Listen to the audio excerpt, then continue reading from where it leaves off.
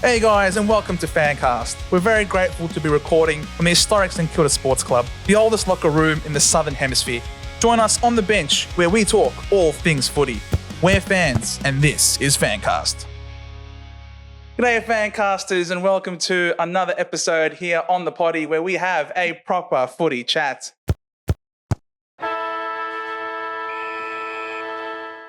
Today we are joined by a very special guest, Steve-O and myself. Steve-O, how you doing today, mate? I'm doing very good, mate. I'm doing very nicely, but I'm sure he's not doing as well as our special guest, Ollie. How's it going, Ollie? Mate, I'm good. I thought you were calling me Steve-O for a second. I was thinking, I don't know, what's that TV show? What was the old Steve-O? What's he from? Jackass. Jackass, yes. I'm a bit of a prankster. Mate, I'm good, guys. Thank you so much for having me. I'm in front of my favourite number, 44. Stephen Mill. So, mate, it's meant to be this. It's meant to be. And you are as close to that locker as he was to that football when he went. And I'm just like, I'm not gonna go hard that early.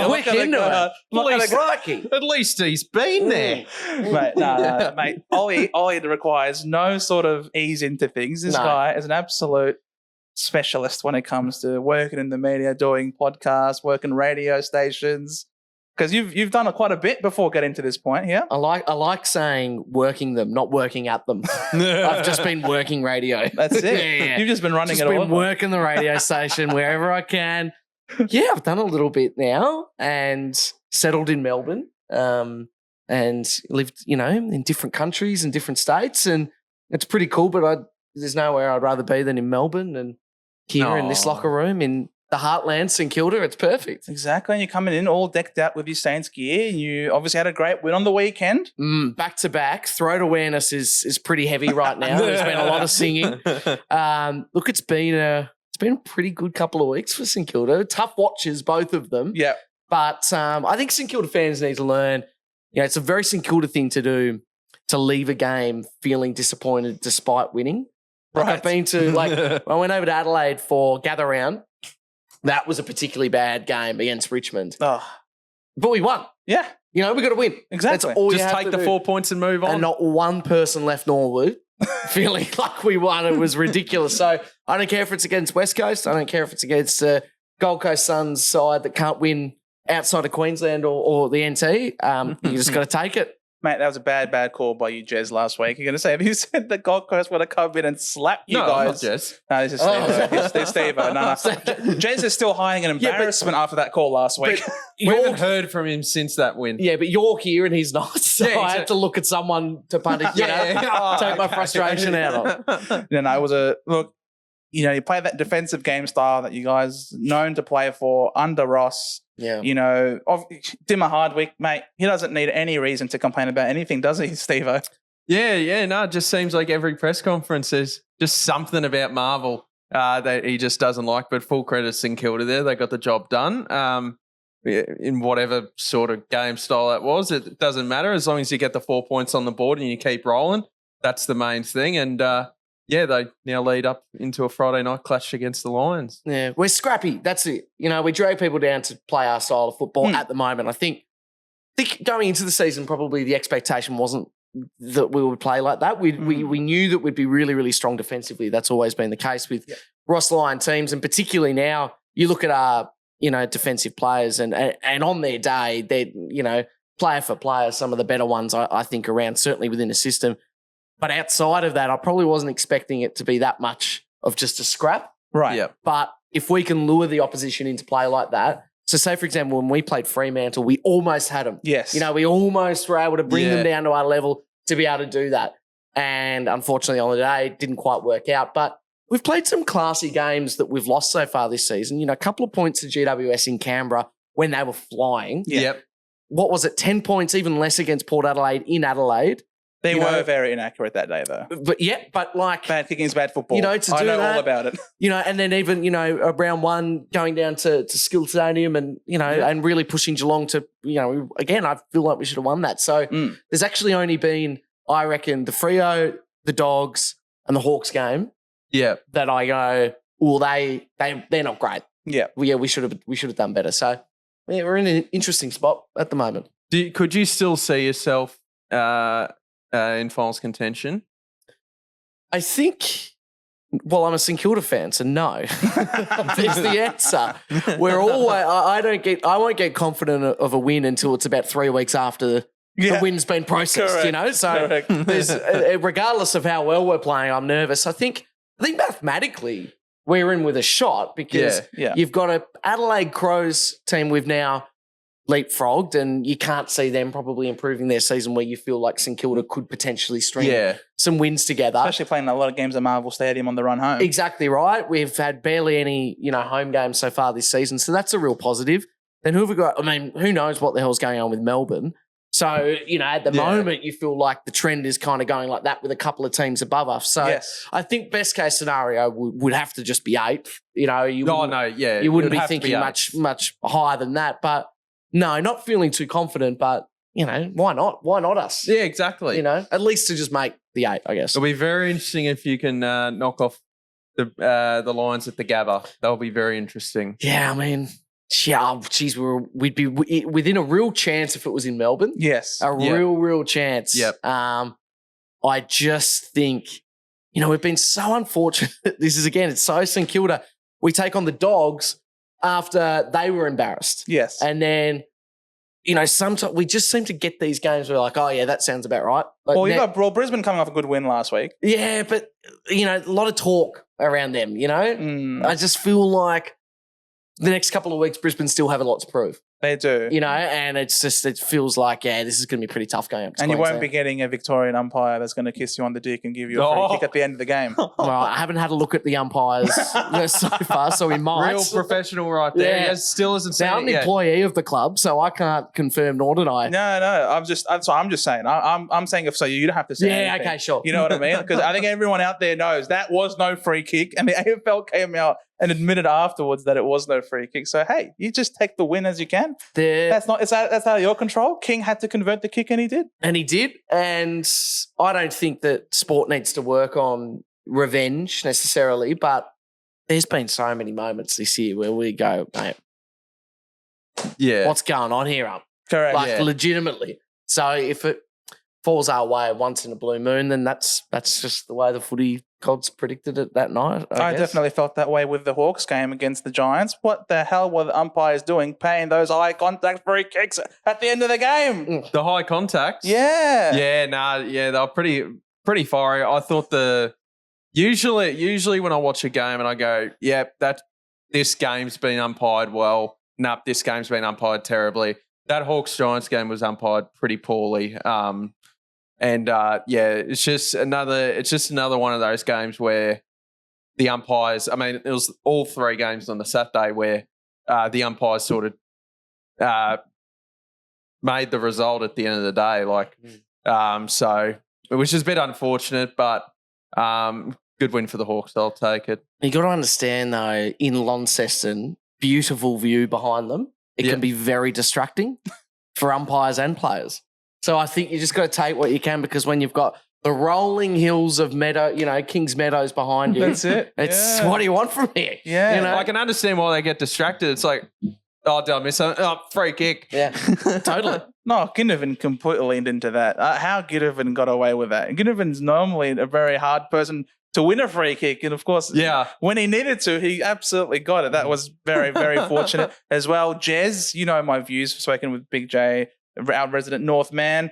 I don't think Elliot Yeo was caught holding the ball. I thought the ball was there to be won. He picks it up and it gets done immediately for holding the ball. What happened to Pryor? What happened to Pryor there? No Pryor whatsoever.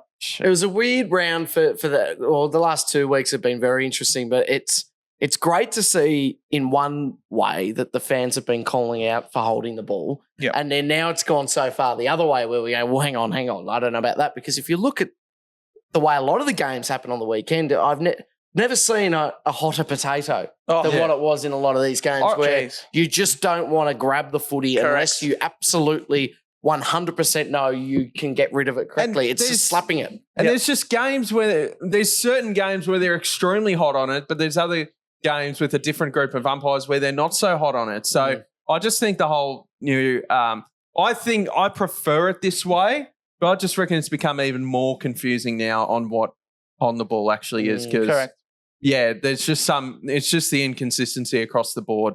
There's some as I said, some games where they're just extremely hot on it, other games where, they've let a few slip and, like I think, what did they say? The St Kilda, what did Damien Hardwick say after the St Kilda Gold Coast game? I think there was 62 effective tackles and 4 of them were paid holding the ball. So it's like, you get what I mean? But there are other games like where they're extremely hot. So, it's hard to win at the minute. It's difficult for the umpires. It's also difficult for the players to adjust on the fly as well if they don't sort of know what this particular umpire is going to pay on a given day. It can cause a bit of confusion like, oh, I got tackled like this before and I wasn't done for holding the ball. So you think, okay, so that's the standard. And then the next time around you get tackled, exact same thing. Yeah. But it turns out that you do get caught holding the ball. So I can understand where the confusion would come for the players as well. And certainly probably where just the safety net comes out of, well, look, I don't know what's going on, so I'm just not going to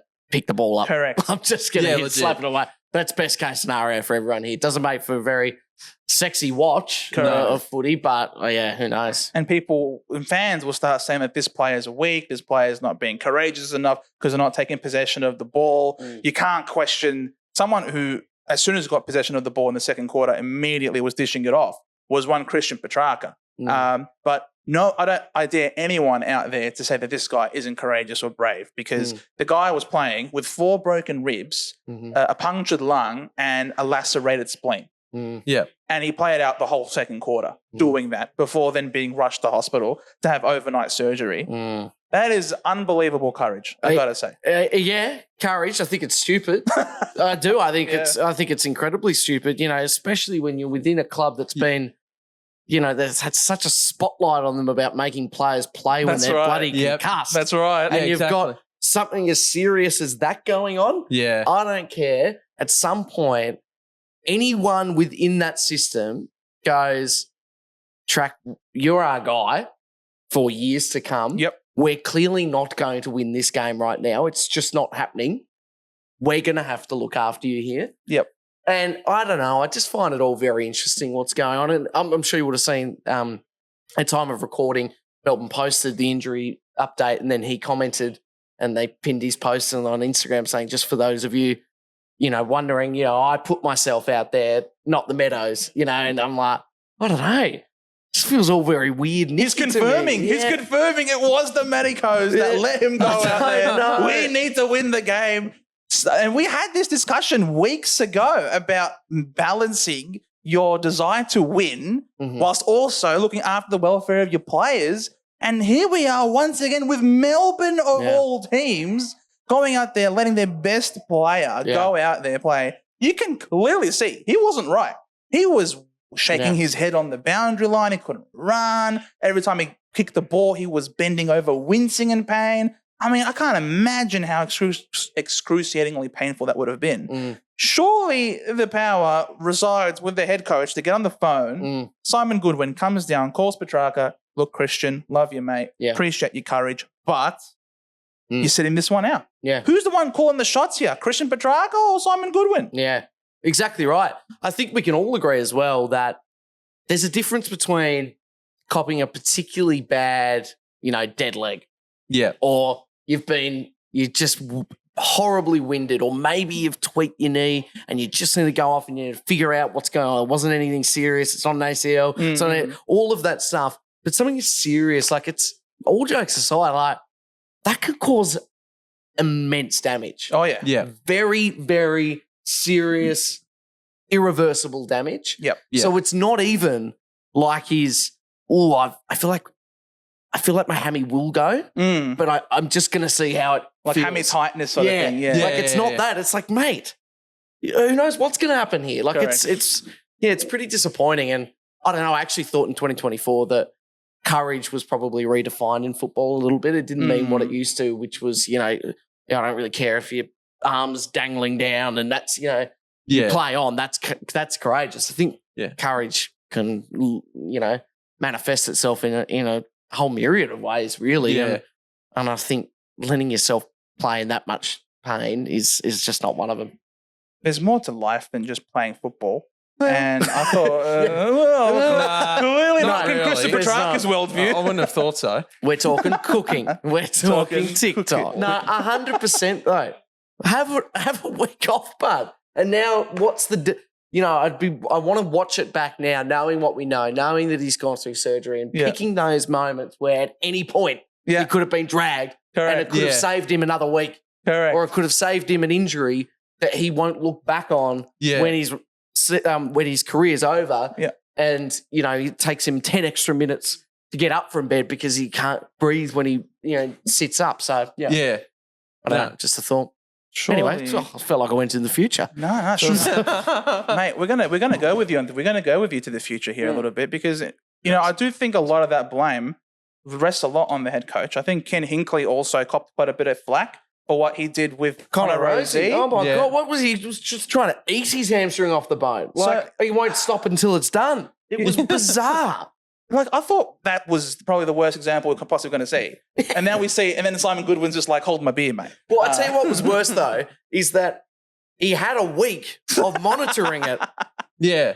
Constantly. Yes. He would have had updates, and Connor is a sensible guy. There's at some point during the week, when he's running like that on the track for just a light jog, he can go, don't feel great. Or someone else can go, you don't look great. So I think it's kind of worse. In the heat of the moment when your adrenaline's running, you might go, well, maybe track is okay. But when you've got the highest level possible medicos at, in Australia, at this level, monitoring a kid from Friday to the next Saturday, I think that's pretty embarrassing. And he's a captain, and it's ridiculous. I would imagine, I feel like these coaches have to come under the pump a little bit. Like surely if they miss finals this year, not only are they risking the safety of their players, the well-being of their players, for trying to go about getting a result the wrong way, and then blows up in their face. Their star players miss games. They've mismanaged their list essentially throughout the course of the season. You get to the end of the season and you've got nothing to show for it other than missing finals. Surely these coaches are a bit under the pump, aren't they? Well, I would argue that in a very different looking world outside of just football that we live in now, where a lot of these things have to be taken into consideration, I would have thought that, well, even if you do make finals and even if you do come away with a season to be proud of, it is a little bit of, was that still worth it? I think that needs to be looked at. And I wonder, I always get blown away if you look at a different sport like the NFL, right? When you're watching it, and you just try and take note of how many people are standing on the sidelines. It's crazy. And you go, that is probably 15 to 20% of the people that work for that organisation that are in a position of power. I've got no concept of how many people there are to help at Clubland. And so it's not just the head coach. Yeah. There are so many, because I don't think it is how it used to be where the head coach necessarily gets the final call. There's so many different systems that make up individual clubs and the way they want to do things. But it's not just on Kenny Hinkley. It's not just on Simon Goodwin. There are so many layers and so many people that at any time can make the correct decision. And I definitely think you're right. Of course, they'll be under the pump by that. But I don't think it's fair to just blame those guys right at the top because there's a lot of layers in that lasagna, Well, the other layers in the lasagna aren't the ones who are going to get the kudos and the plaudits and the applause if this team wins the game, wins finals, wins the grand final. They're not the ones that are going to get remembered. So but they're also not being criticised. Yeah, it's true. That's true. They hold such power. If they're not getting the plaudits, they should also, what's going on here? So when you say under the pump, do you mean just to lose your job because you've made some incorrect decisions? Yeah, well, I think that the job absolutely has to be in jeopardy. I think, not just in relation to you've made a few bad decisions, but you haven't been able to make the most of what you've got. You haven't been able to, this underperforming. Melbourne are one of the best teams in the comp. Yeah.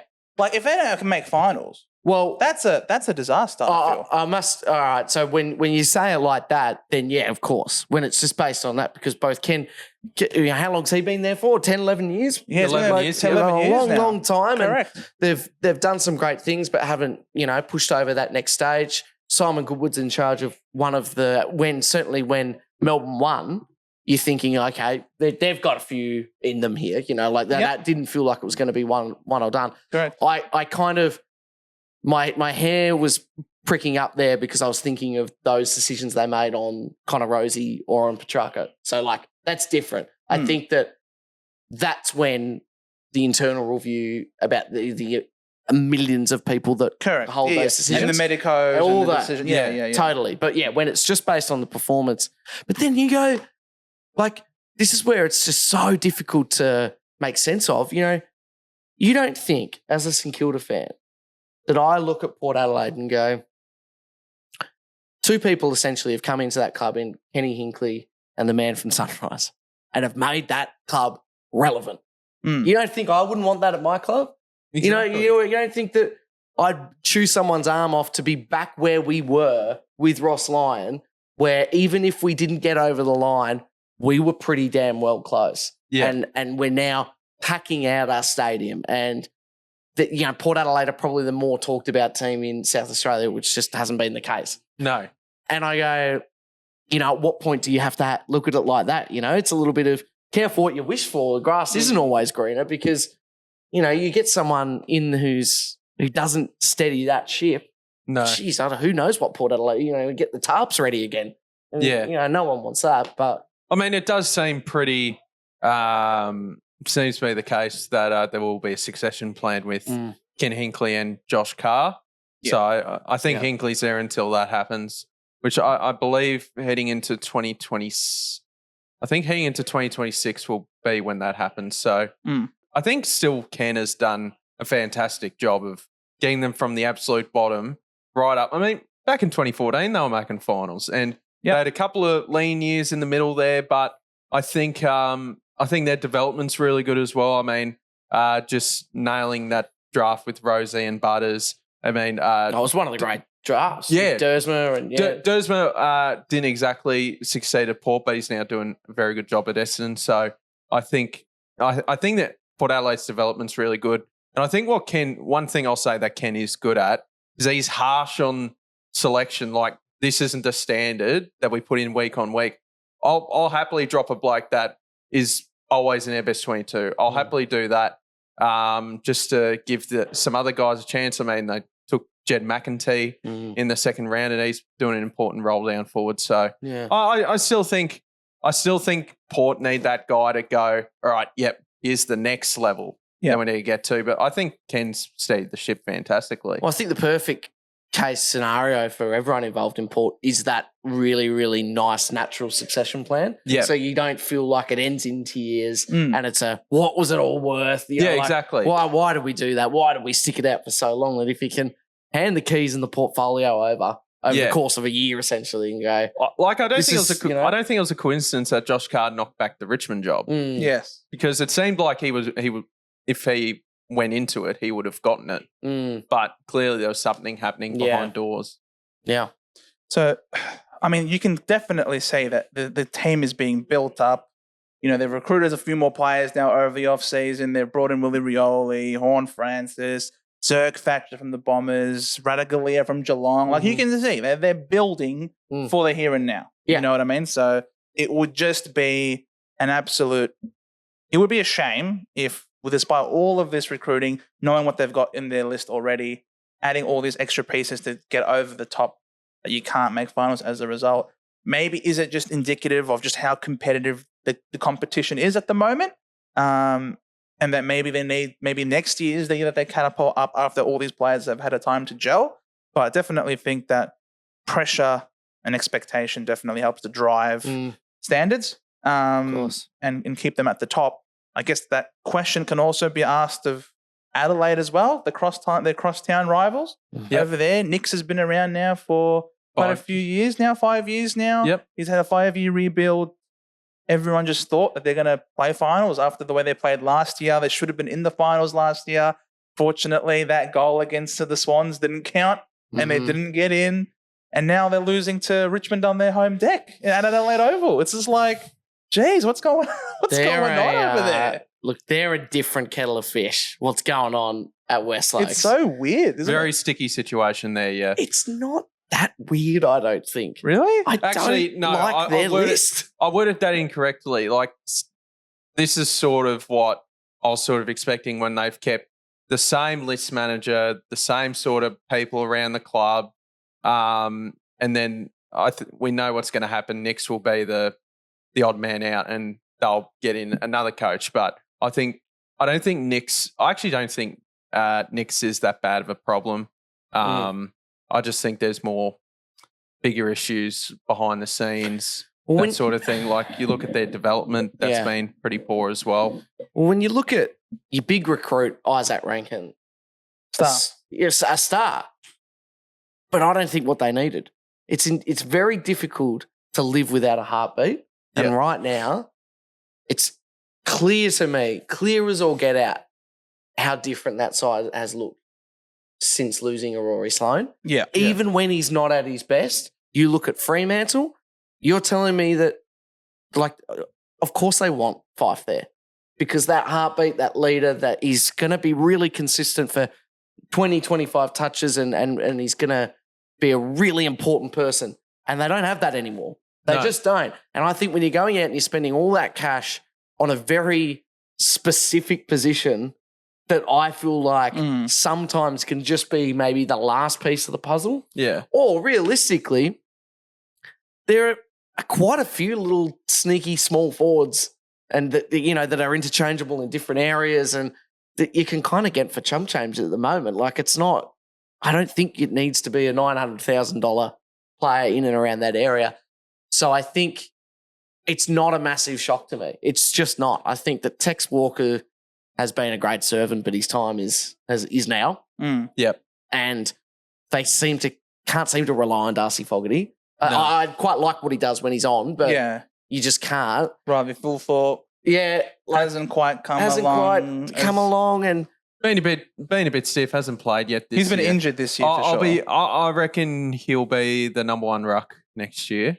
I think that's what Adelaide's long-term plan is with him. And I'd like to see Fogarty without Tex in the spotlight. I reckon they're pushing Fogarty too high up. They need to keep him more down as a central forward where I think that's where he blossoms a lot more.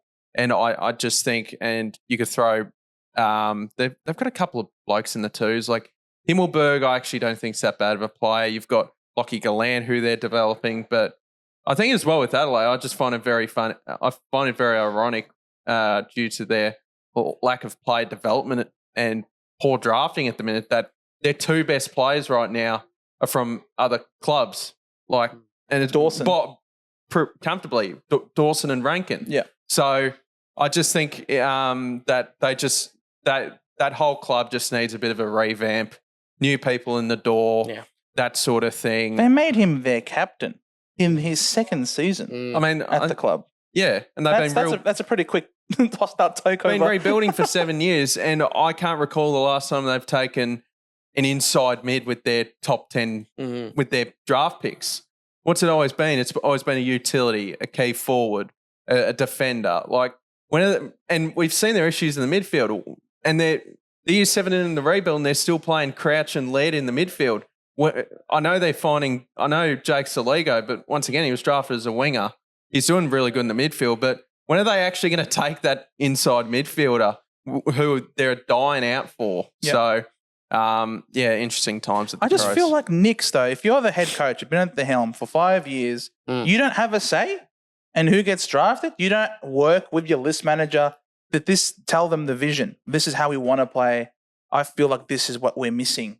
Find me someone that fits this mold. I don't think he has that kind of say. I mean, I think he has a little bit of a say, but he sort of backs in, like as Tim Silvers said in his interview last week, Bresty and Adelaide or something. And he said that, Rashudo and Reed, and there's all, as we were talking about lasagna, there's so many layers. So I'm sure Nix gets a little bit of a say, but also there's so many people that scout, that make the big decisions. So, I think Nix gets a little say, but I don't know. There's also a very real chance that they've been waiting for a big trade and a big fish to land, a already made superstar that, let's be honest, after 5 or however many years it's been of rebuilding, they've gone, thought about it. I think I'll be all right. Well, that's what they talked about. We remember last year that they were heavily into Clayton Oliver when Melbourne were potentially looking at trading. There's been rumours on, I think they made a 10-year deal to Errol Goulden. They're big into LDU. I think Tim Silvers did say in his interview when right after I think Friday afternoon, the day after the Adelaide Richmond game, that they are looking to get some top end talent to fill out that list and sort of stick with the same guys and just hope that can swing things. But I think there's bigger issues at Adelaide. Speaking of swing things, we've spoken a lot about these losers. Go on then. There's no more talk about losers. We're going to move to the happy teams now. Not the Hawks now. We'll talk about the Hawks a bit later. We want to talk about North Melbourne. Because I think North Melbourne probably are the happiest team in the land right now. Yeah. That relief. They've finally got the monkey off the back. Congratulations, Big J. Your boys finally got the dub. Last win was August. You know what I mean? Like, you just take that into perspective. Wow. Since August. They haven't tasted what victory is like since August. Almost a year. You know what I mean? Like, so it's tough times. And, you know, they've lost some talent along the way because of the hard times. But could it be a turning? Could they hold on to the LDU types? Could they hold on to the Zerha? Should they hold on to him? Because they got some terrific young talent coming through the wings. Yeah, I mean, I don't see them winning another game for the rest of the year, unfortunately, North. But I think for their younger generations to see the win, I actually was speaking to a friend on the weekend who she teaches a kid who's a North Melbourne fan, and their parents have been showing him replays pretending that it's live because he still hasn't seen a win. Oh, wow. That's how young, you know. That's crazy. And it's getting to the point where, you know, like this kid might be 5 going, what's the go here? Yeah. Are we ever going to win? Like, I don't know the difference. And so they're literally showing him replays. So, oh my God. It's that's kind of where this is Truman Show stuff. Yeah, where poor old Kangas are at. I don't know what is going on there. They just seem so far behind everything.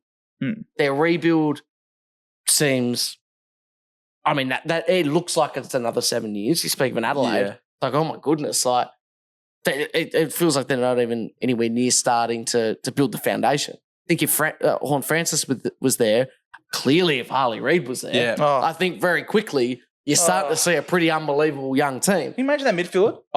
LDU, Harley Reid, Horn Francis, Shazel, Wardlaw. Yeah. I mean, that's already at the ages that they're at. Yeah, I know, right? I think that in itself is already a top 8 side. Like, just with that midfield. I reckon just with that midfield. Yeah. And Tristan Sherry is firming to be a wonderful ruckman as well. Yeah. That was an incredible rundown effort on Fly and Ryan. Yeah, it was. That I saw was that. unbelievable. That has to be the single most replayed passage of play for the entire North Melbourne side for the rest of the year. And this is what we have to live by, I reckon. That's the Shimbana spirit that they live and die by, right? Mostly die by. But, it's true. It's true. Yeah, no, I don't know. And then you just look at what's going on with the coach and you just think, oh my God, like, I don't think he wants to be there anymore. I don't know what the long-term future looks like for North, but I think it would be disastrous if they were the next team since Fitzroy to have gone through a home and away season without winning a game. I think that almost would spell the end of North when they've already been teetering on the edge for so long. Yeah. You know, we saw what happened to Fitzroy. They got punished in the biggest way possible, you know? Yeah. So it just, and also with what's going on in Tasmania as well, with being granted a license and being nervy about this, that, the other, you think maybe that starts to, you know, come together quite nicely there. So I think it was a really, really important win, and one that I think most people probably at the start of the season had circled as they're realistically their first, you know, opportunity all year. I think that it's clear that without Harley Reid, West Coast are still quite far behind the eight ball. Yes, correct. You know, and so they're very lucky that he wasn't playing because that game could look incredibly different. But they did it. They did it away from home. And now let's hope. Melbourne learned the hard way how hard it can be to win away from home. They got pummeled by West Coast the other 100%. I mean, so 2 weeks ago when we went over there and played, everyone's going, oh, this could be the worst loss in your history if you lose this. And I go, Really? yeah, in particular, Dan. So I'm going, Dan. that is not true when Melbourne have lost and teams are struggling there right now. Like they're after what, maybe second or third round, I want to say. That's when West Coast finally decided, we beat them we'll by at a least goal. be competitive. Yeah. Yeah. So we struggled to beat them. Yeah. You guys struggled to beat them. Melbourne got pummeled. Yeah. Obviously, Harley Reid definitely helped. Oh, as well as the free kick against Elliot Yeo definitely helped North Melbourne get the dub there as well. So they're a different beast when they're playing at home, the West Coast Eagles. So even if you were to lose there, I wouldn't have called it a big embarrassment. I mean, Melbourne had basically a full team and they lost over there. Yeah. Well, I think that just goes to show what's going over at Casey. You know, it's not looking it's not looking pretty. But I would say that if St Kilda had lost that game, that is not only mathematically pretty much the season done, but I think morale-wise, going into our last Saturday night game, against a beatable team on the road, I don't think we would have got the attendance that we did. Yeah. And then that probably would have swung things, and then all of a sudden you're like, oh, we might not win a game. So West Coast, I love what they're doing, though. I am so excited to watch them. Yeah. And speaking about teams that are now relevant, Yes. I don't really care if they don't win another game this year because I know I'm going to watch them. And I don't know. And look, it's a safe place. Let's all just be honest here. Yeah. Okay, I'm not Victorian, but I'm the next best thing. I'm Tasmanian. So growing up, we don't have a team. So we all just go for Melbourne teams, right? Yeah. So it's the same. We think the same. There's no way growing up, really, I'm going to go out of my way to watch West Coast Freo, Adelaide, Port Adelaide. Like, I don't know. I'm sorry, I just don't really care. Correct. But, when your love of the game grows as you grow and you get to appreciate different cities and players and all the rest of it, that changes. But, recently I'm like, well, I'm not going to watch 440 West Coast. But now I really want to. Yeah. And I feel like I've missed out on something if I haven't. Correct. And it's now started to make me want to go over there. Yeah. Go and watch a game at Optus because I'm like, well, I've always appreciated how cool that stadium looks. Yeah. That looks great.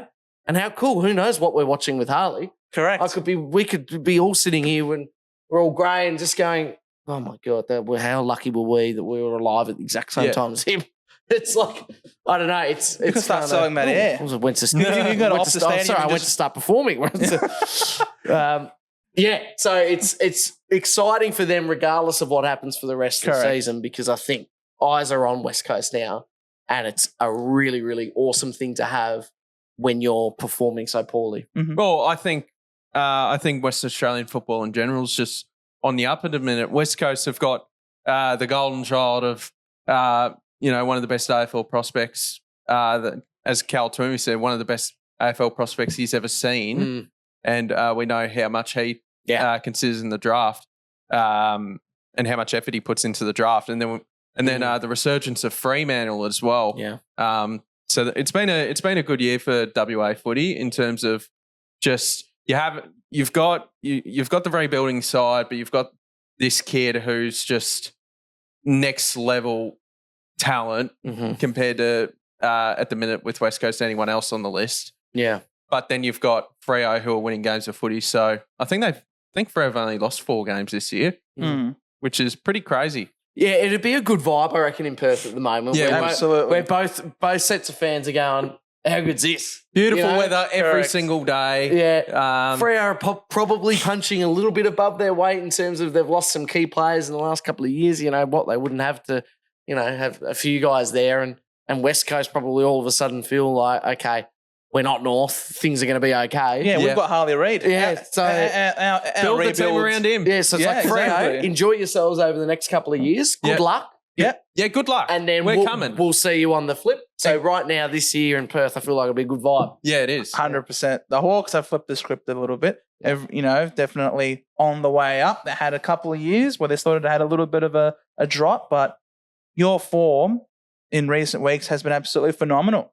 It has, and I just can't deny the boys' consistency each week. Just seems like ever since that Sydney game, we've just put in good performance after good performance after good performance. It's just really refreshing to see because I think one of our main issues over the past few years has been consistency, where there are games where, like we can think about the Collingwood game last year, where we just looked unreal, but then the following week would have a stinker, where we've sustained a real 6-7 week block here of playing good footy.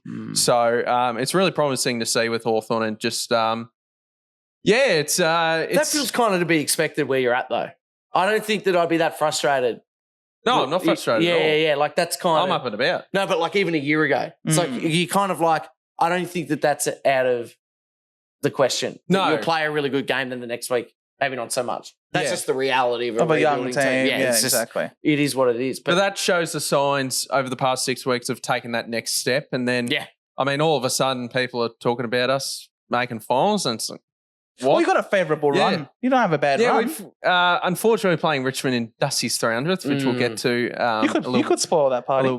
We could. I mean, I think most people will probably tip us, but I think Richmond, Dusty's 300th, that sort of thing.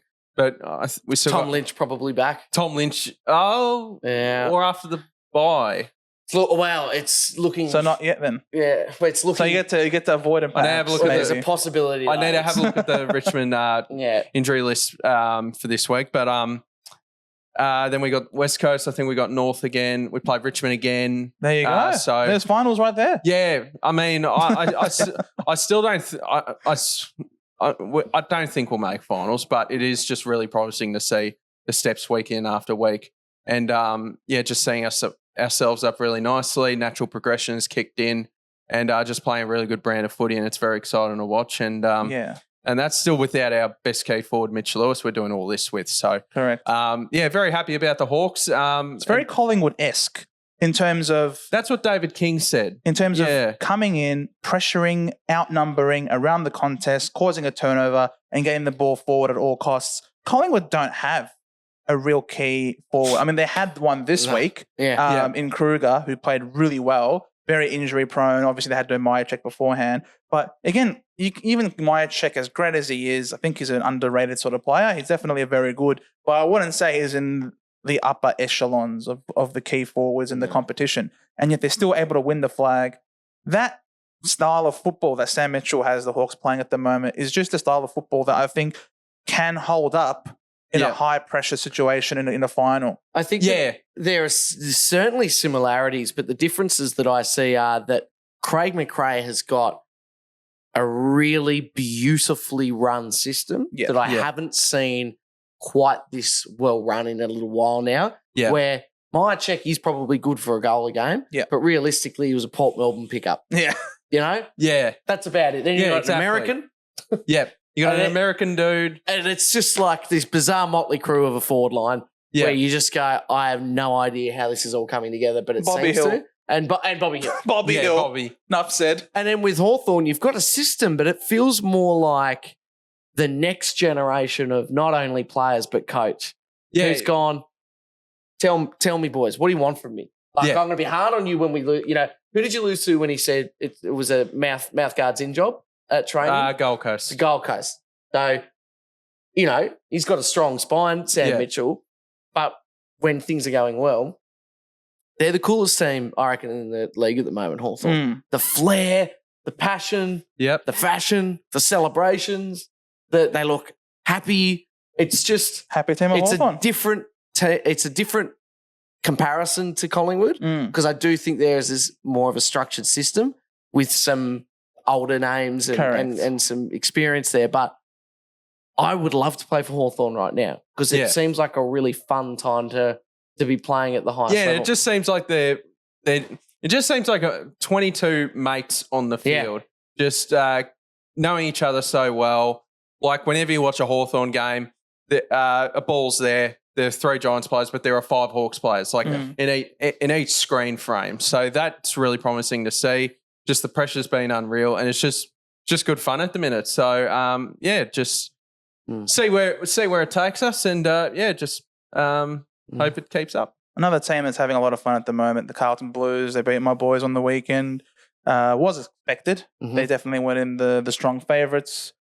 Became even stronger when we lost Mason Redmond as well before the game as well. So well done to Carlton. They've now jumped up to second on the ladder. I'm sure Dan is very happy about that. His socials are a little bit insufferable at the moment, stepping over us and stuff. But look, they're up and about. They're going to get more players back. I think Chera will be back after the bye as well. Will make them a really formidable team. Could they be the ones that could at the MCG specifically, right? Because it's not the SCG. SCG, no one's touching Sydney. Yeah. But at the MCG on grand final day, could Carlton be the team that can actually beat this one? Well, they are.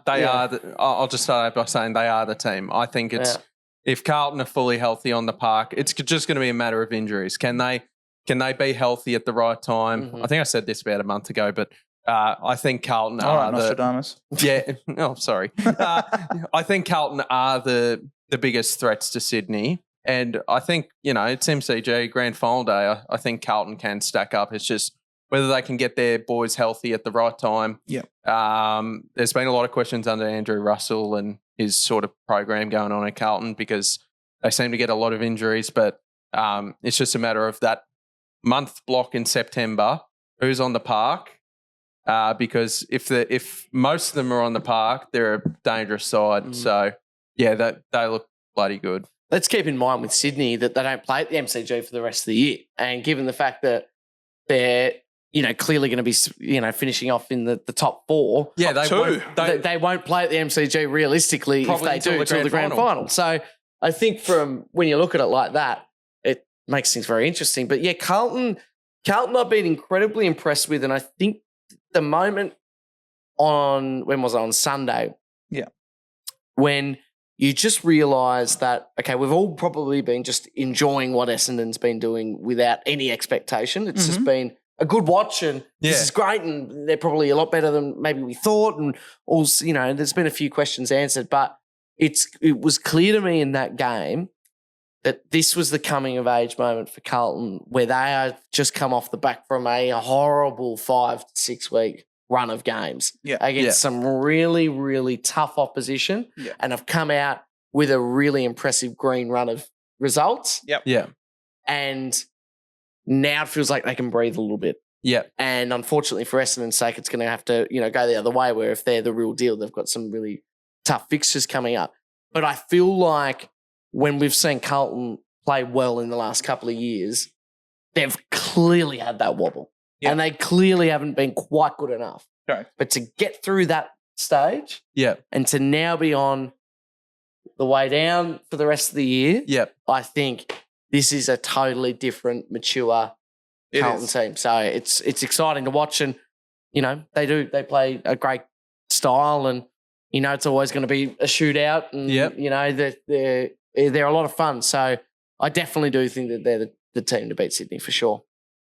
Come on, Swans. Don't let fucking Carlton win, please. We'll never hear the end of it. Maybe they might need to send some taggers. I think because taggers are in vogue at the moment. Oh, you know what I mean? Like almost every game has got a tag going at some point. So and it's working. You know, like Dacos completely blanketed by Neil Bullen. Yeah. He ended up getting subbed off because his pride was hurt. I don't care about your shin, mate. No, you got embarrassed on the day, so that's it. You get sit on the bench, get subbed out. Zach Merritt got tagged by Chincotta. Who was unbelievable. He had to fight through that. I thought he did really well, the captain, but obviously his output was limited. We're getting a lot of tags coming in every single game now. It's coming in vogue, I think. I think as well. I reckon it's gotten to that point of the season where I reckon you could almost identify one tag that every team has done so far this season. So I think it's just purely coming back now, and I'm all for it. I think it's a really good tactic. I mean, we can think about a lot of different taggers, and it's just working out really well. Windhager for the Saints. Yeah, I was going to say that I don't think that there's any surprise that over the last 2 weeks when we've been tagging a Took Miller and a Harley Reid that it's worked out in our favour. Yep. It's exactly clear that if we can just go for the nucleus, it's going to be a completely different game. And make your other players beat us. Yeah, exactly. Like that. No, absolutely. And I think he did that perfectly against Took Miller. But the Chincotta performance, I thought, was pretty incredible because there's also that And you love to see it when it's your play. You hate to see it when it's against you. There's that moment with Cincotta where he then started to actually just be able to play football on the weekend. You know, that moment where it's almost like 2 goals in the last quarter, wasn't it? Yeah, it's like, okay, he's won now. He won that battle. And now he's, you know, just getting the footy, he's passing it off a lot more. He's, having goals, shots at goals, and you just go, it must be a really satisfying feeling for a coach. Yeah, for sure. When you've had a player for 3 quarters virtually not really need to touch the ball, but just be fucking there the whole time. Yeah. And then all of a sudden he wins that contest and it's a game changer. It's great. Yeah, why not? Call me biased. I don't necessarily think that he beat Merritt on the day. I think he did enough. I think he did enough to curb his influence. As soon as I heard you say that, I had a feeling there was a rebuttal coming. Mate, Zach Merritt caught him holding the ball, 2-3 times? Like, yeah, obviously Cincotta got some points in, but I definitely think Merritt got his own points the other way. But Merritt's your only real star player. Yeah, so, I mean, at the moment, without Parrish in the side, yes, he is our only star. So Cincotta's job was made pretty easy. Yeah. Just target him, and he's the only one that we've got. So he's got a fairly simple job. I don't think he completely nullified. Early on in the piece, definitely think that he was on top. Yeah, but as the game progressed. But I will say, though, that's the most important part to nail him down. 0-0. And that's where Carlton really had a good start to the game. And it was sort of killed while Merritt was being tagged because, like, start of the game, Carlton already got that lead, and then it was just, yeah, sure, Merritt got a fair bit of the ball second half of the second quarter and onwards, but the damage was already done there where Carlton were just on the front foot straight away, and Cincotta, especially early on in the game, nullified Merritt in the most important part of the battle. So I'm a bit more on the fence of both of your opinions there. Merritt, I think Merritt got a hold of him in the second half, but when we were really pushing hard, that third quarter almost in its entirety, that third quarter, almost for I'd say 90 to 95% of that third quarter, we were on top. Yeah, and we just lack of class, lack of composure, just weren't able to finish off our work in that third quarter. Obviously, Carlton defended really well as well. So I'd say, though, that Cincotta just got ahead because of those last 2 goals that he kicked in the last quarter. Let's play devil's advocate, though. Is there a chance you're not giving Zach Merritt enough respect? Because I'm looking at it going, he is an unbelievable player. That's what I'm saying. I gave him the credit from the start. But I think that what Cincotta did, he won that because Merritt is a freak. I love what he does. Yeah, I'll give him. So I look at it and I go, oh my God, like you did just whatever you could, kind of. Well, he's gone to Butters. He's had the preparation coming into this. Like he's done quite a few tagging jobs. Oh, and kept them all to very. Did you see the graphic pop up during the game? Yeah, that was they were very all impressive. sort of under 15 or 20. Like it was. Yeah. It was very impressive. So Cincotta, obviously, I think he's got that spot now locked in. Yeah. But at the Carlton side, he's now their go-to run with man. Yeah. And then in the last quarter, he still has the capacity to go forward and hit the scoreboard, which is obviously really impressive. And that's been the biggest problem for Carlton. They've been very top heavy. Yeah. And then the bottom falls away. Then you're now seeing it being rounded out and the whole team is now contributing towards a win. Yeah. So on that note, we'll have a little break. We'll see you guys on the flip side in a second. All right, and we're back, ladies and gentlemen. Hope you had a lovely bathroom break. I know I feel very much relieved, but at the same time, very disappointed looking at the tipping. And I said that there's no Thursday night football anymore. Can I say before you, that was the most official thing I've ever been a part of, like a proper break. Yeah. Like that was, I'm not used to that. That was good. Thank you. Yeah. Anytime. Followed by this sponsored content kind of thing. It was good. Sponsored by the St Kilda Sports Club. Yeah. Absolutely. Yes, no Thursday night. The rest in peace. It was fun while it lasted. I feel like we now get to go into 2025 with a bit of a clear understanding of what it all looks like. Mm-hmm. And I think new TV deal kicks in. New TV deal definitely kicks in, but I think it's also an experiment of sorts to see how we feel about it as fans, which I like. And I think that we've got a bit of a clearer understanding of. I believe. We think we like it, right? Oh, yeah. I believe the first 15 rounds of the new TV deal, first 15 rounds include Thursday night footy. So, one thing I'm going to say though is Thursday night footy. It's bloody good. If you're at home Delhi, having a cold one after work. Thursday night, you're relaxing. It is awful to go to Thursday night footy, I reckon. Yeah. So, and especially during winter. So I can totally understand why the AFL are doing it. All right, we'll do it for the first half of the year where the weather's actually not that bad. Well, especially the first 6-8 weeks where it's like, it's decent weather. But it's like round 17, Thursday night footy, Melbourne versus North. Are you going to that? No. Not under a Not roof. even Melbourne fans are going to that. See, that's the thing. I reckon you're going to They're get off on the slope skiing. for the latter part of the season. Like, there are some teams where their season is done. I think you're just going to get a better crowd on a Saturday after a doubleheader on a Saturday afternoon than you will a Thursday night in winter, because we all rave about how good's Saturday Arvo footy, and now there's only one game because of the Thursday night. I just think the 2 Saturday afternoon games work better in winter. That's just my opinion. I know everyone loves Thursday night footy, and I really like it too. But I'm just backing the AFL a little bit for like, I can understand why they're not doing it for the second half of the season. That's just sort of my opinion. Well, St Kilda have had a few Thursday night games and for our home games, and working at them, I go into the Thursday night thinking, okay, so even in the first real half of the first half of the season, so that kind of first 5 games, St Kilda are playing quite well, right? Yeah. And I'm thinking, the vibes, yeah. I'm thinking, okay, this is going to be good. We've got a primetime slot. Yeah. Things are going to be great. But then there's that little moment where you realise it's not arrogance, but it's like you got to remember it's not just about you. And I'm kind of lucky that I'm 29. The only responsibility I really have is our dog at home. And it's like we can sort that. But then when I'm there, I'm like, oh, what? There's only 20, 22,000, 25,000. I'm like, what is a work night? Is a school night. Yeah.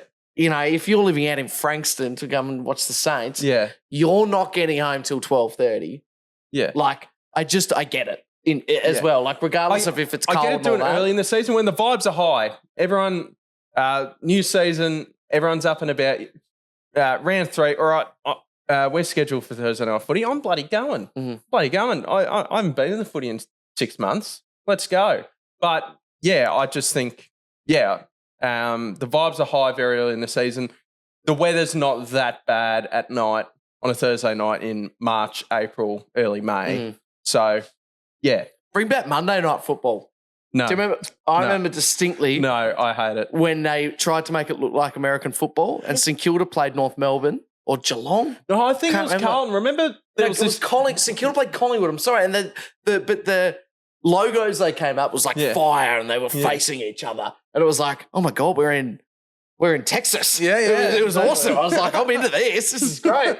This is really top my little weekend off. Not starting it early. It's just ending later. I loved it. Exactly. And then we play on Monday night and we lose and it's just like, then the rest of the week is ruined. Exactly. Yeah, It's not just my weekend that's ruined. Good point. It's my whole week is ruined. Wow. So, all right, we get the Friday night football at the Gabba. It is the Lions hosting your boys, the St Kilda Saints. What time are we? This is a 7:40 p.m. slot, Friday night at the Gabba. How are we feeling? Because I'm personally finding it hard to go against the Lions at the Gabba type. Yeah, 100%. I think it's crazy when you look at this game. I don't think anyone would have thought that at this point in the season it'd be 13th against 14th. Unreal. I don't even think 2 weeks ago, regardless of where Brisbane were at, did you think that St Kilda would only be 1 spot behind them? So there's an element of, okay, maybe there needs to be a little bit more respect given to St Kilda. Like a little, like they're 4 points apart. Yeah. Right? Yeah. So there's that. But unfortunately, it's the Gabba though. Look, you don't have me emceeing there. No. I do a wonderful job of, You do I get the boys over the line. And with that glorious high school musical singing bit. 100%. I don't quite know what was going on there. Yeah, sure, but, do a great job. No, so without me, things will be difficult. No, it's it will come down to a bit what we were talking about earlier, that if we can find a way to pull Brisbane down to our level and it's a scrappy game and it's under 100 points, then it's a little bit of who knows. But I feel like it's a quick scoring ground. I haven't checked the weather, but it's been a little wet in Queensland recently as well, which might help. Not sure, but no. I'll go. I'm tipping St Kilda. Legally. You have to. It's un-Australian not to tip for your team. But I do believe Brisbane will probably win. It's un-Australian. Oh, it is. I love it. Do we not all agree with that? When was that a thing? I've only tipped Hawthorn once this year. You're not Australian. Yeah, well, get out. You are not Australian. Show us your papers, mate. No, I don't. You just got to do it, don't you? That's the why. That's just what you do. I'm trying to win my mate's footy tipping league. Yeah, well, see, I don't care about that. So I'm trying to win. I'm trying to win a league. I'm trying to win a league as You just do it for okay, pride. right. Okay, whatever. Right. Nah, tipping St Kilda, but head says Brisbane. Brisbane for me. See, the thing is, I think St Kilda have got a little bit of momentum going now. A couple of wins on the board, that sort of thing. And it's usually their sort of period where they don't get smashed. So I don't think you will get smashed. I think you'll lose by like 22 points. I like it. Very nice. Even got a margin there. We then head to Saturday. Did you afternoon. even tip? Yeah, I said the lines. Sorry. I had to go past the lines. I said. Sorry, mate. Are you listening to what I say? I think Steve? it's It's his beer. his light beer. Might have caught up with him. It's the chewing gum from 35 years ago. He's still alive, as you can see, ladies and gentlemen. No, What's next, Joe? No co-hosts were killed when opening that card packet. All right, we then move to Saturday afternoon. It is the Bulldogs hosting the Fremantle Dockers. The Ducks. The mighty Ducks. Yeah, we love the Ducks. At Marvel Stadium. Mm-hmm. I have actually no idea why, but I'm actually going to go with Fremantle here. Ooh, I don't mind it. This is a tough game to tip, I reckon. I think this is the toughest game to tip of the round. So hard. In my opinion. So I'm going to go the Dogs, but I don't have much confidence. I actually think Freo are a pretty decent side. So I don't know. I'll back the Dogs in after a disappointing loss, but yeah, I'm going to go the Dogs. Do Dogs ever leave Marvel? That's just their kennel, I guess. I don't know. They're just there every It damn feels like week. the last 6 weeks they've either had a Thursday or a Friday night at Marvel. Yeah. I really like the Dogs at Marvel when you see them scoring buckets of goals really quickly. Yes. They go just... When you watch Jamar and... Yeah, and you go, oh my God, like I've gone to the toilet, I've got, I've uncorked the wine, I've put, decanted that, all that sort of stuff. Yep. And then you come back and they've scored 5 goals. Yeah. So if they can do that, but they don't have Norton, they won't have Darcy. So who kicks those goals? But then on Freo's point of view, I don't think that they could enter into a shootout if they wanted to anyway. So They did pretty well against Melbourne last week. Yeah, Melbourne. It's Melbourne. Who's their shootout? True. I'm going to go the Dogs. Go the Dogs. All right. Yep. No worries. Is that all right? No, it's not all right. I like because that. you've just no worries. You've just given away a tip for nothing. Yeah. So, okay. All right, we go now to, again, Saturday afternoon. We got to talk about one man. So this is the hardest one, I reckon. This is the one because this one is just pure heart and emotion involved because it's the Richmond Tigers hosting the Hawks. Yep. 4:35 twilight game. This is the new primetime slot almost. Yeah. I reckon, by is 300. By the way, I reckon 4:35 Saturday is the best. Time slot of the week to go to the game. The best. It's good fun. 4:35. Yeah, Okay. Good vibes. Correct. You get that nighttime. You get the nighttime. You get the nighttime. You get the daytime. Not coming back. It's super late. It's not too late in the day, and it's not too late at night when you're getting home. Correct. So I like I'm a 1:45 guy because mimosas. Very nice. You get to sort of have that brunch kind of vibe. Oh yeah, I'm a bit. they taste extra good on the Saturday. Then come home, couple of bottles of Pinot. Yeah, Star Wars. It's a beautiful. great night. Why not? Yeah, I think with this game that if Richmond had played Dusty against Adelaide, I think all of that emotion goes out the window pretty quickly, Correct. and it's going to be a really, really stock standard win to the Hawks. What did we have to play? Yeah, totally. No. Dusty was sick last week. Yeah. He might not come up good this week. Yeah, we checked the injury list. Like, they might just rest him for another week. His 300th is against the bye. Yeah. Yeah, why not? Now, I'm going to the Tigers because I also think, with all due respect, and I mean it quite sincerely, I love watching Hawthorn at the moment. They're one of my favourite teams to watch. Yeah. But without getting too ahead of yourselves, there is going to be a bit of this. Yes. And I think that that's quite normal. And Yeah. I think that a bit of luau. And I think that every Hawthorn fan should be okay with that. Yeah. And I'm thinking this makes sense for me. Yeah. That it's going to be the 10. So Richmond. Yeah, I'm going Richmond as well. Ooh. After which they all announced that Dusty Martin will get his own statue outside of the MCG. Agreed? He'd hate that. Agreed. You'd hate that? No, he'd hate that. He would hate that. He'd Yeah. despise that. He would. It shouldn't be just outside front row. It should also be MCG, like 1,000%. So, yeah. There you go. That's a good thing. Where should Dusty's statue be? He'll say it in his It front should be porch, both. in It his should front be both. yard if he wants it. I don't reckon he's done his best work at the MCG. I reckon it'll be somewhere else that Dusty's been on form. Oh, it's got to be. Outside Swanee's house. It's got to be. That's like 20's house. Yeah. No, it'll be outside Wet and Wild World or something. Come next to you when he's Or playing it for the could Gold be Coast. outside the Gabba. I Yeah. mean, that's where he broke Geelong's heart single-handedly. Yeah. We then move Saturday night. The Crows are hosting the Swans at Adelaide Oval. Is anyone going to beat the Swans in this home and away season? Seriously? At this rate? The way they apart from Richmond? What the hell happened there? There will be a team that will, and I think Sydney could still have 3 to 4 losses. But, I mean, it's not this week. Sydney are winning.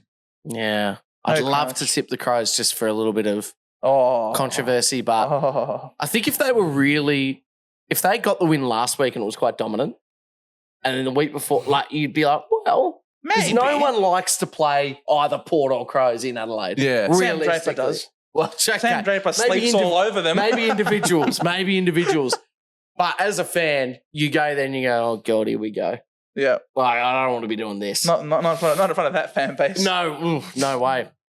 But it's way too much. But it's the Swans, yeah? It's way too much knitting going on in those stands. Swans, yeah. Alrighty. We then move to Sunday game.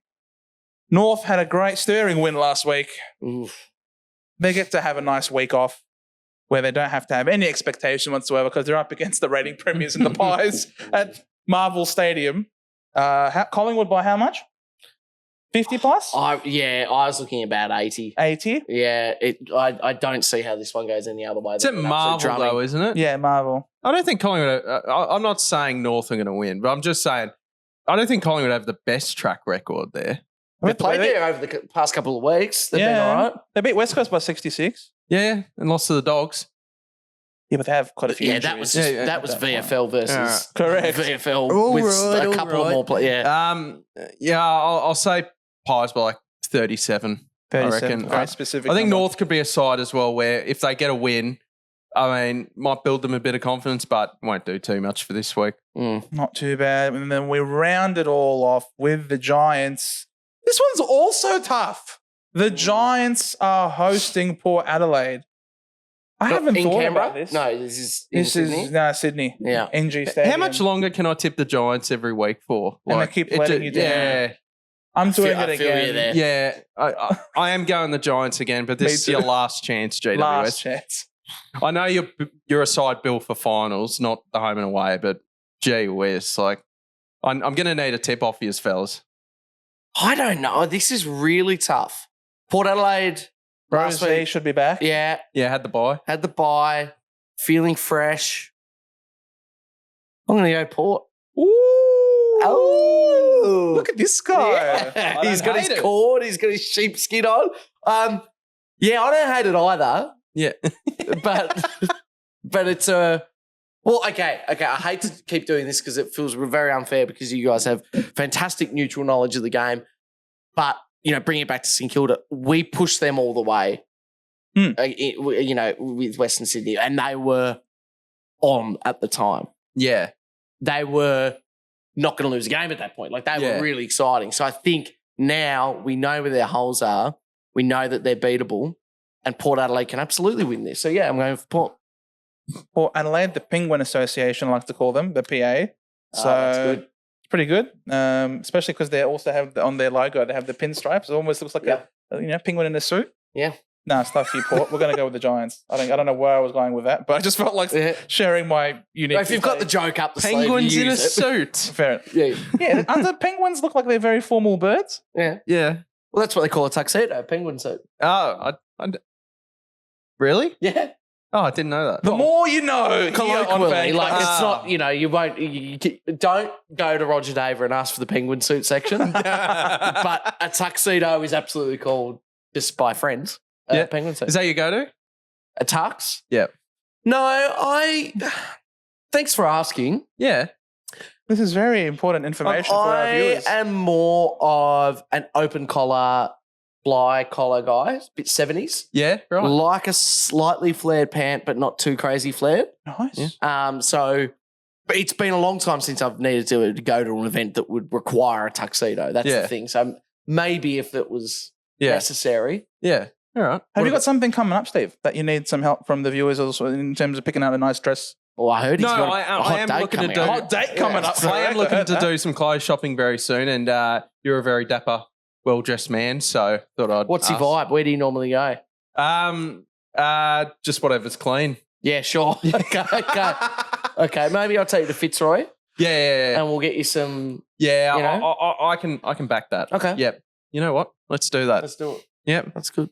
FanCast date coming soon. Yeah. Oh, that's the hot date he was speaking about. Yeah. Yeah. It's beautiful. What a curveball. It's beautiful. Anyway. This just some wholesome stuff happening here on the bench, guys. Thank you so much for wholesome, watching. baby.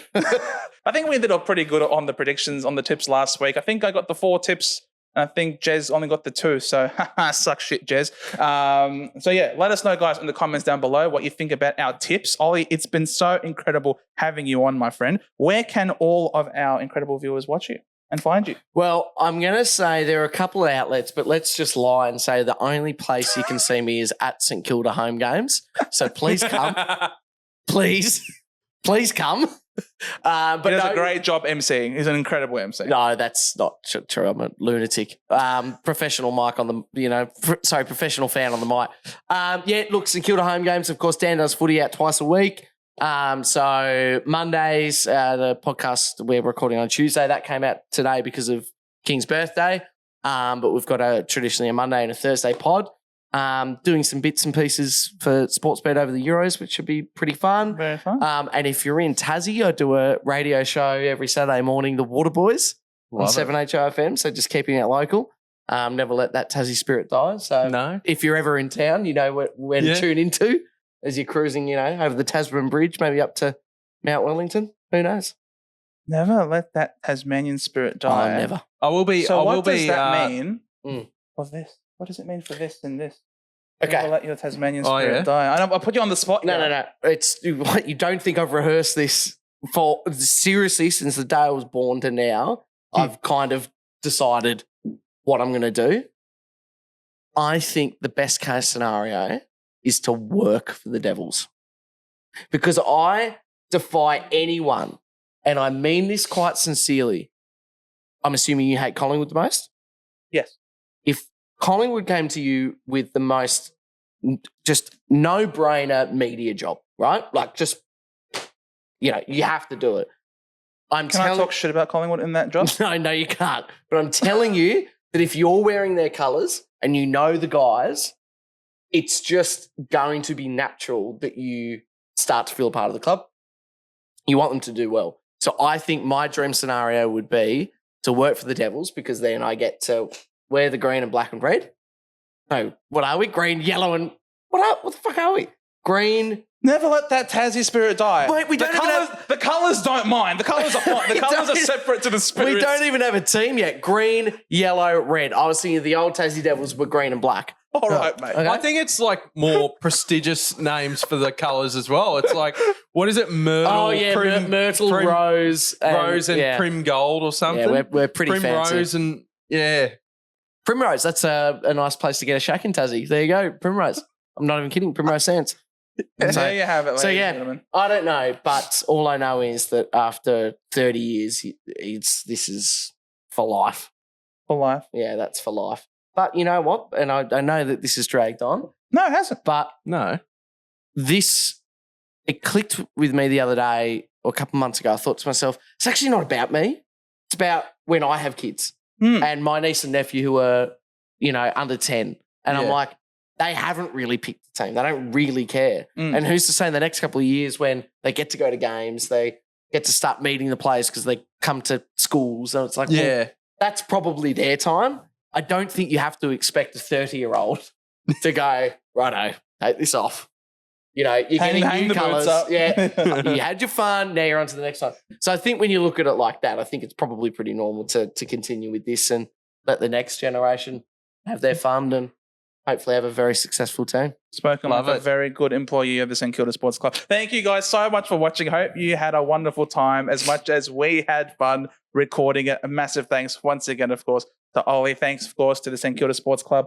Thanks, Steve-O, for coming on. No problem, mate. Always a pleasure to be on. Mate. And thank you guys so much for watching. It's been your boys here from the bench, where we have a proper footy chat. We'll see you all in the next one. Bye for now.